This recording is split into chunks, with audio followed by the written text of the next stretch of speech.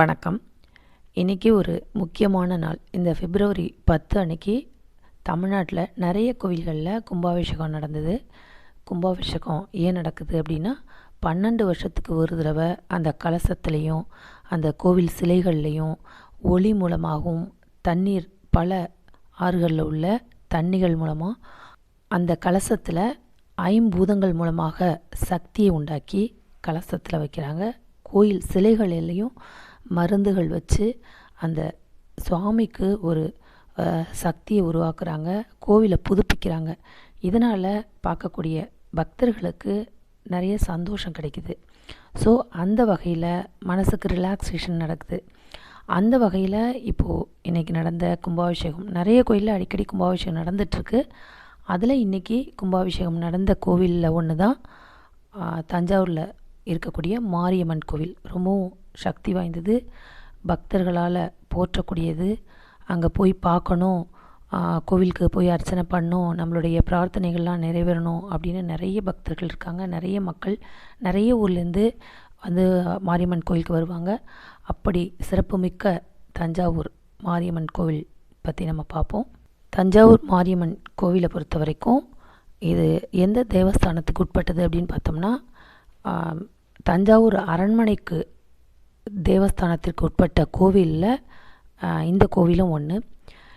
இந்த கோவிலை பொறுத்த வரைக்கும் சோழ மன்னர்கள் வந்து தஞ்சாவூரை ஆண்டபோது அந்த நகரை சுற்றி வந்து 8 திசைகளிலும் 8 வித அதாவது மாரியம்மன் அம்மன்களை வந்து, அதாவது தேவியர்களை காவல் வைப்பாங்க.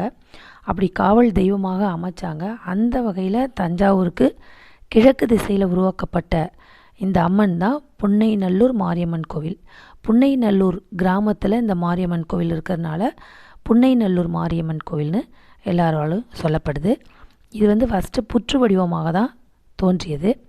தஞ்சாவூர் மாரியம்மனுக்கு ஒவ்வொரு ஆண்டும் ஆடி, ஆவணி, புரட்டாசி மாதங்களில் திருவிழா ரொம்ப சிறப்பாக கொண்டாடப்பட்டுக்கிட்டு இருக்கு. ஆடி மாதத்தில் பூச்சொரிதலும் முத்துப்பல்லக்கு திருவிளக்கு பூஜைகளும், ஆவணி மாதத்தில் திருவிழாவும், கடைசி ஞாயிற்றுக்கிழமையில் தேரோட்டமும் நடைபெறும். புரட்டாசி மாதத்தில் நவராத்திரி திருவிழாவும், மார்கழியில் லட்ச திருவிளக்கு விழாவும், மாசி பங்குனி மாதங்களில் பால்குட விழாவும் நடைபெற்றுட்டு வருது. ஒவ்வொரு ஞாயிற்றுக்கிழமையும் இந்த கோயிலுக்கு நிறைய பக்தர்கள் வந்து அம்மனுடைய தரிசனத்தை பெறுறாங்க.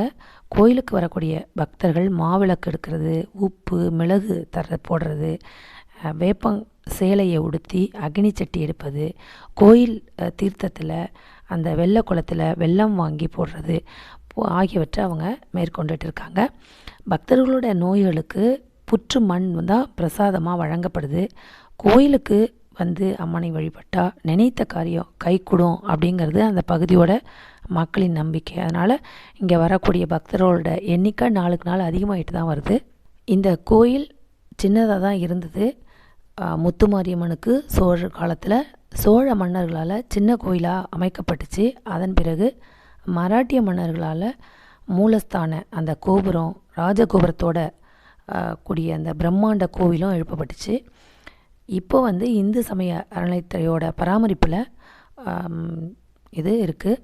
இந்த கோயிலில் ஃபஸ்ட்டு கும்பாபிஷேகம் ஆரம்பித்தது எப்போ அப்படின்னா, கிபி 1727லேருந்து 1735 வரைக்கும் தஞ்சாவூரை ஆண்ட துலஜா மகாராஜாவால் சின்ன அளவில் இந்த கோயில் கட்டப்பட்டுச்சு. 1798லேருந்து 1832 வரைக்கும் ஆண்ட 2ஆம் சரபோஜி மகாமண்டபம், நர்த்தன மண்டபம், முன்கோபுரம், 2வது திருச்சுற்று இதெல்லாம் கட்டி கும்பாபிஷேகம் செஞ்சாங்க. அடுத்து 1950 தொடர்ந்து கும்பாபிஷேகம் நடத்தப்பட்டது. 87லேயும் கும்பாபிஷேகம் நடத்தப்பட்டது. அதனைத் தொடர்ந்து இப்போது இந்த வருஷமும் இன்றைக்கி நடைபெற்றிருக்கு. இந்த மாரியம்மன் மூலவர் வந்து புற்று மண்ணால் இருக்கிறனால மூலஸ்தான அம்மனுக்கு பூக்களை தவிர வேறு எந்தவித அபிஷேகமும் செய்ய மாட்டாங்க. அதுக்கு பதிலாக அம்மனுக்கு 5 ஆண்டுக்கு ஒரு முறை மண்டல தைலக்காப்பு அபிஷேகம் நடக்குது. அதே நேரத்தில் அம்மனோட வலது பக்கம் வடக்கு நோக்கிய நிலையில் உள்ள விஷ்ணு துர்க்கைக்கும் உற்சவ அம்மனுக்கும் நிறைய அபிஷேகங்கள் செய்யப்படுது. அதாவது சாம்பிராணி, புனுகு, ஜவ்வாது, சந்தனம், குங்குமப்பூ, பச்சை கற்பூரம், கஸ்தூரி, அது மட்டும் இல்லாமல் பலவித மூலிகை மருந்து கொண்டு இந்த புற்று மண்ணில் பிசைஞ்சு உருவானது அப்படின்னு தல வரலாறு சொல்லுது. இந்த சிலையில் அதனால தான் கோடை காலங்களில் முத்து முத்தாக வேர்வை துளிகள் வெளியாகும் அப்படிங்கிறது ஒரு ஐதீகம். இப்படி அந்த வேர்வை துளி வெளியாகிறதுனால அன்னை முத்துமாரியம்மன் அப்படின்னும் போற்றப்படுறாள். முக்கியமாக அம்மை நோய் கண்டவர்கள் இந்த தலத்துக்கு பிரார்த்தனை செய்து குணமடைய பெறுவது இந்த தலத்தோடைய மிகப்பெரிய ஒரு சிறப்பு. இந்த தலத்தில் தங்கி வழிபட்ட ஒரு சில தினங்களில் அம்மை இறங்கி குணமாகி விடுறது அப்படிங்கிறது பக்தர்களோட நம்பிக்கை. இது வரைக்கும் தோல் வியாதி, கண் நோய், வயிற்று வலி, சிரங்கு கட்டிகள் பாதிக்கப்பட்டவங்களும் உடல்நலம் கடுமையாக பாதிக்கப்பட்டவங்களும் இந்த தலத்தில் வந்து பிரார்த்தனை செஞ்சு குணமடைகிறதா பக்தர்கள் சொல்லிகிட்ருக்காங்க. அது மட்டும் இல்லாமல் அவங்களுடைய தொழில் வேலைவாய்ப்பு மேம்படவும் இங்கே வந்து பிரார்த்தனை செய்கிறாங்க. இதெல்லாம் ப்ரேயர் பண்ணும்போது அம்மன் கண்டிப்பாக நிறைவேற்றி தர்றா அப்படிங்கிறது பக்தர்களோட நம்பிக்கையாக இருக்குது. இவ்வளவு சிறப்பு பெற்ற இந்த கோயிலில் 2004 கும்பாபிஷேகம் நடைபெற்றுச்சு. அதுக்கடுத்து நிறைய திருப்பணிகள் மேற்கொண்டு அந்த கும்பாபிஷேகம் நடத்தணும்னு பக்தர்கள் விரும்பினாங்க.